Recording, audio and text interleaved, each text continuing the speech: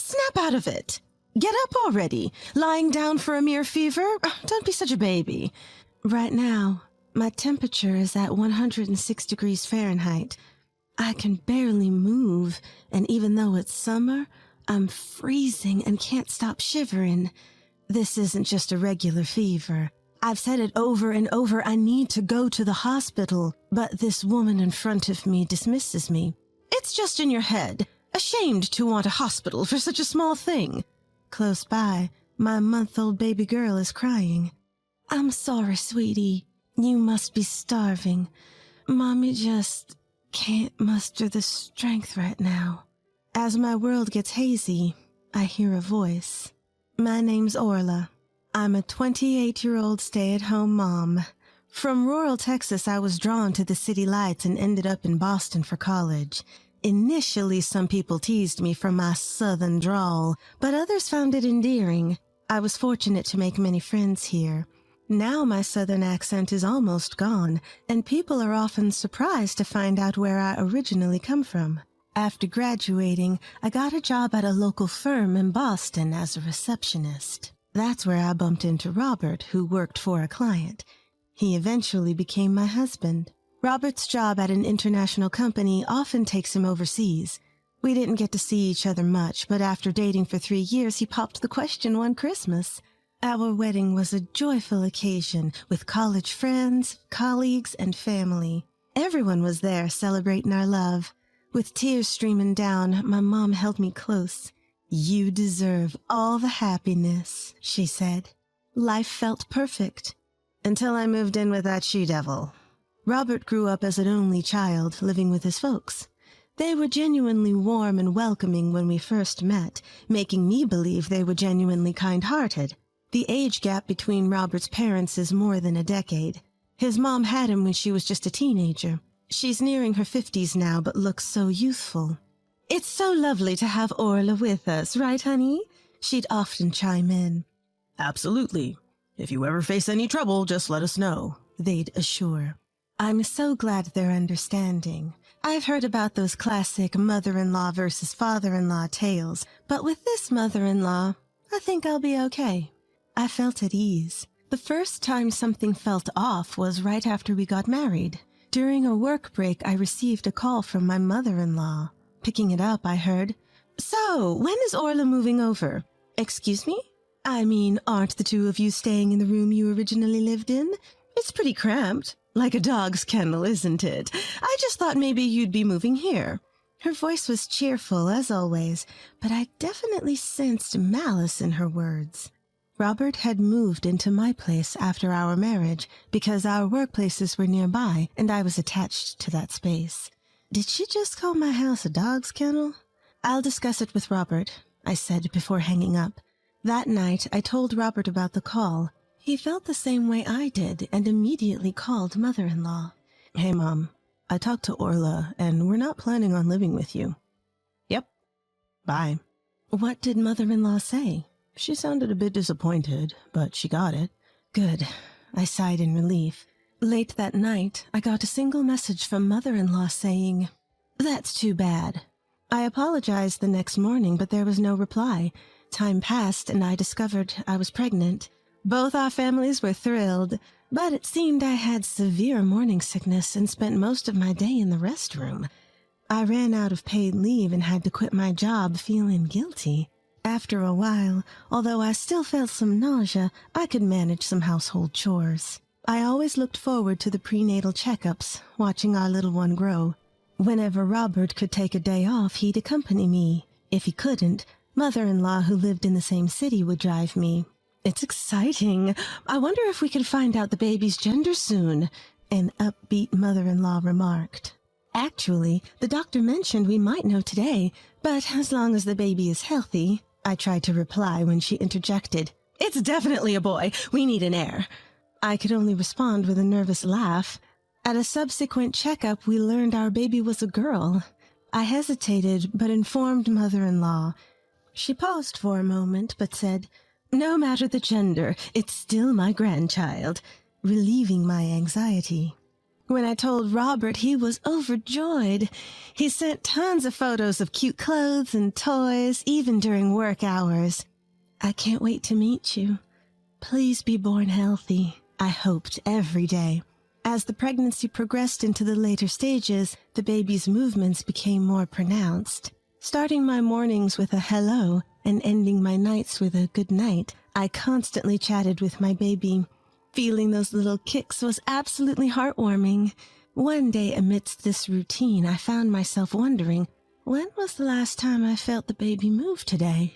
Even though I had just entered the final stretch of my pregnancy, our baby was a bit smaller than average. The doctor had mentioned that it would be best if the baby arrived around the expected due date. Growing anxious, I quickly called our local maternity clinic and rushed there by taxi. I also informed my husband, who assured me he'd be there as soon as possible. Upon arrival at the clinic, they immediately hooked me up to a monitor and noticed that our baby's heartbeat was weak. Trying to keep me calm, a nurse gently said, "It's okay. Your baby just seems eager to meet you. That's all." After a short consultation among the doctors, it was decided that an emergency C-section was necessary. By that time, my husband had already arrived, had been briefed, and was filling out the necessary paperwork. An hour later, I gave birth to a 2.5-pound baby girl. That night, sleep eluded me due to the pain. Of course, it hurt. They had cut into my belly. To prevent blood clots, I had to shift my body every few hours, but every movement brought sharp pain. I received messages from my husband, words of gratitude accompanied by photos of our baby. It seemed he had informed our parents, who were overjoyed with the news. "So, Orla, there's something I need to discuss with you." Hearing my husband's words that followed made my heart race with anxiety. A week later, on the day of my discharge, my husband settled the bill while I waited in the lounge. "Orla, looking forward to our journey from today," greeted my mother-in-law. We named our daughter Lily, born in a season of beautiful blossoms, hence Lily. Some might say it's a simple choice, but my husband and I loved it.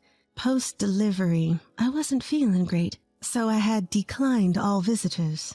This was the first time I was meeting my in-laws after the birth. "Lily, meet your grandpa. Such a cutie," cooed my father-in-law. "May I hold her?" Lifting her effortlessly, it was clear he was already smitten. "Well, come on, hold her too." "Thank you so much, Orla." He beckoned to my mother-in-law, but she declined without even a touch. That's odd. Isn't she excited about her own granddaughter? Something's off about her, I thought, and there was a reason for my suspicion. During my hospital stay, I had plenty of conversations with the nurses and midwives. They'd check on my health and ask if there were any postpartum concerns, the usual stuff. After we finished talking, the nurse hesitated before saying, "By the way, was the woman with Orla during the checkup your real mother?" "No, she's my husband's mother." "I see. I wasn't sure whether to tell you this, but..." What the nurse told me next sent shivers down my spine. "If anything happens, please contact me immediately." With that advice, I was discharged. I honestly didn't want to get involved either, but instead of heading to our house, the car was heading to my in-laws. "We're here! From today, this will be your home. We can finally live together," mother-in-law said with a wicked smile on her face. Now, you might be wondering how this situation came to be. It all starts with why I didn't go back to my parents' home to give birth. It's not that I didn't want to. I simply couldn't. My parents married late in life and had difficulty conceiving. I was born when they were in their 40s, their only child. To add to that, my grandmother with whom we lived is elderly, and her dementia has been progressing. My parents are fully occupied taking care of her, so they're not in a position to take me in. Knowing all this, I had no intentions of going back home to give birth. Some of my friends chose to raise their kids at their own pace without returning to their parents. I felt that approach suited me better. My husband applied for parental leave, but due to staff shortages at his job, it seemed unlikely. However, after I gave birth, I wasn't feeling well. Worried, my husband consulted his parents, and it was decided we'd live with them for a while. I had reservations, but once we started living together, things went smoothly. My husband came home early to help, and my in-laws were very supportive. Mother-in-law even took care of most of the household chores, allowing me to focus on taking care of Lily. I even thought maybe we should have moved in earlier. Especially father-in-law. He was a pro at changing diapers, preparing formula, and giving baths. Father-in-law, you're amazing. I can't thank you enough. However, every time I praised him, mother-in-law seemed displeased. As the 1-month mark approached, I began to recover, and although I still felt tired, I started helping out with household chores. Around that time, my husband had to go on a business trip abroad. This time, he'd be away for about a month. If anything happens, let me know immediately. I'll come flying back. It's okay. Father-in-law and the rest are here. And with that, my husband set off for foreign lands. While my husband was away, I felt uneasy, but my in-laws insisted that I should treat their home as mine and ask for anything I needed, and true to their word, they were genuinely helpful. However, my mother-in-law did help with household chores, but she seemed disinterested in my daughter, hardly interacting with her at all. But at least the father-in-law is here, so it should be okay, right? Just as I thought that, something unexpected happened. I'll be going now. Turns out father-in-law's mother wasn't feeling well. To take care of her, father-in-law had to leave for about a week. Mother-in-law apparently doesn't get along with father-in-law's parents and hasn't met them in a long time. Even during events like New Year's, only father-in-law and his dad would go. By this time, my husband was also only a week away from returning from his business trip. I thought, it's just a week. It should be all right. But my memories of the next few days are a blur. From the next day, mother-in-law's true colors shone. How long are you going to sleep? Get up now. Woken up by her sudden shout, I opened my eyes to see mother-in-law towering over me with an intimidating look. What? Lazing around in someone else's house. There's so much to do. I wanted to boss you around, but couldn't with your husband here. It was so stressful. Her sudden change was shocking. It was as if she was a completely different person. Feeling threatened, I reached out for my phone, but in an unexpected move, mother-in-law swiftly grabbed it from me. "This is why you're going downhill," she remarked, smashing my phone on the ground. "What are you doing?" I picked it up immediately, but the screen was shattered, and it was unresponsive. "You're always on this, neglecting your parenting duties. You're a failure as a mother." While mother-in-law said that, it wasn't true. Sure, I used my phone when my daughter was asleep, whether sending cute photos of our daughter to my husband on his business trip or looking up parenting tips about things like the right amount of milk or when babies typically develop neck control. But faced with the aggressive mother-in-law, all I could muster was, "I'm sorry." The following days were a nightmare. Mother-in-law stopped doing any chores and worked me to the bone all day long. Even while taking care of my daughter, I had no time to rest. My chest, it hurts again. I had been feeling this pain for some time. There was a lump when I touched it, and it felt hot. I couldn't discuss it with father-in-law, and mother-in-law brushed off my concerns multiple times, saying, "It's all in your head. You're just overthinking." "Mother-in-law, my chest really hurts. Can you take me to the hospital?" "You again with this? Running to the hospital for something minor? Are you out of your mind?" "But I feel feverish. Can I at least lie down?" "Pretending to be sick. Have some shame." Not allowed to rest, I juggled housework and childcare while feeling dizzy. When I took a moment to check my temperature, the thermometer read 102 degrees Fahrenheit. I had no way to call for help. Mother-in-law watched my every move, and I couldn't even step outside. At this rate, I would collapse. Both mentally and physically, I was at my limit. The next morning, my temperature shot up to 106 degrees Fahrenheit. "Mother-in-law, I have a fever of 106 degrees Fahrenheit. Can you please take care of Lily?" "What? No way. I don't even want to touch a child like that. What's with that C-section anyway? Can't you have a child normally? I couldn't believe my ears. She really doesn't think of my daughter as her grandchild. Get up now. What's this fuss over a mere fever? Stop being so needy. Lily was crying, perhaps out of hunger. Mother-in-law continued to berate me, ignoring my daughter's distress. Then it happened. What the hell are you doing? This is outrageous. I heard a man's angry voice. Mother-in-law looked panicked, saying, "What? Why are you here?" Hearing that voice, whether from relief or exhaustion, I passed out. When I woke up, I found myself in a hospital bed. Orla? Oh, thank goodness. I'm so sorry. I'm truly sorry. My husband was there, tears streaming down his face as he looked at me. In my husband's arms, I could see Lily sleeping soundly. From what I was told, it seemed I had developed mastitis. They administered antibiotics and my fever had subsided. I felt much better. Curiously, I asked my husband, "Why are you here? What about your business trip?" He replied, "You stopped communicating all of a sudden, and my mom just kept saying everything was fine. Also, the maternity clinic contacted me. They were concerned when you didn't show up for your checkup and couldn't get in touch." Apparently, when I didn't show up for my checkup, the clinic became suspicious. They reached out to my husband instead of me. Although my husband was unreachable overseas, he had informed them of his workplace, so they contacted him through his company. Realizing the gravity of the situation, he spoke with his supervisor and urgently returned to the States.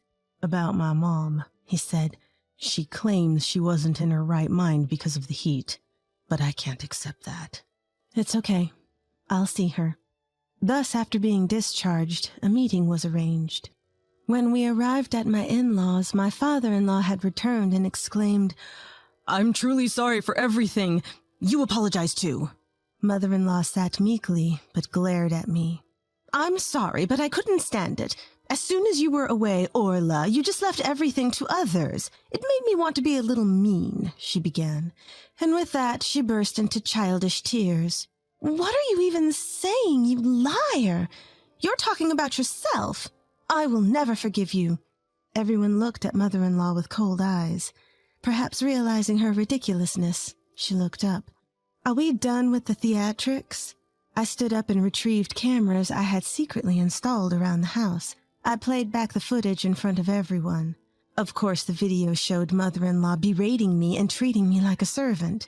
The cruel words she spoke to my daughter were also clearly captured.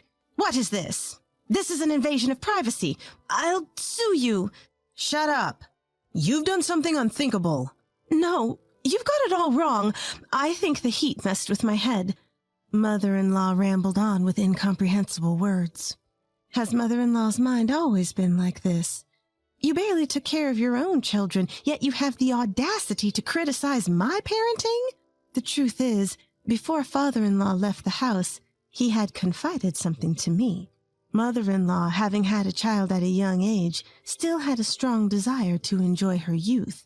She would neglect Robert, leaving most of the child care to father-in-law and his parents. No wonder father-in-law was so good at parenting. That's why father-in-law's parents had such a strong dislike for mother-in-law. Though divorce crossed his mind, he felt responsible for putting such a young mother-in-law into the role of a mother and couldn't bring himself to take that step. By the time Robert was old enough to understand things, mother-in-law began to show a little more care, so father-in-law felt relieved. However, he had noticed mother-in-law's lack of interest in their son. Suspecting the worst, and after consulting with me, he set up a camera before leaving. The agreement was that if anything suspicious occurred, he would be informed immediately, but he never expected to lose contact on the very first day. When mother-in-law realized father-in-law was involved, her earlier bravado vanished. Her face turned pale. I later learned he had told her that if she messed up again, he'd consider divorce. "You don't really care for Lily either, do you?" When I asked that, she stuttered. No, that's not true. She's my precious granddaughter. Liar!" Deciding to spill the beans, I told her about what I had learned from the nurse at the maternity clinic. From the time Lily's gender was confirmed, mother-in-law had been calling the clinic repeatedly. Her requests were outrageous, asking things like, "Is there any chance we could still have a boy?" Apparently, they didn't tell me to avoid causing me stress. Eventually, the head doctor took charge, and the calls stopped. Hearing this, I felt nothing but disdain and wondered how she could treat human life so lightly. Both my husband and father-in-law felt the same. Get out. Leave, now. But girls, they're just so hard-headed and defiant, just like Orla. Boys are easier. They listen when asked a little thing, she rambled on incoherently. Robert, you're on my side, right? Suddenly, Robert, who had been silent until now, stood up. He grabbed his mother's arm and, without hesitation, dragged her out the door.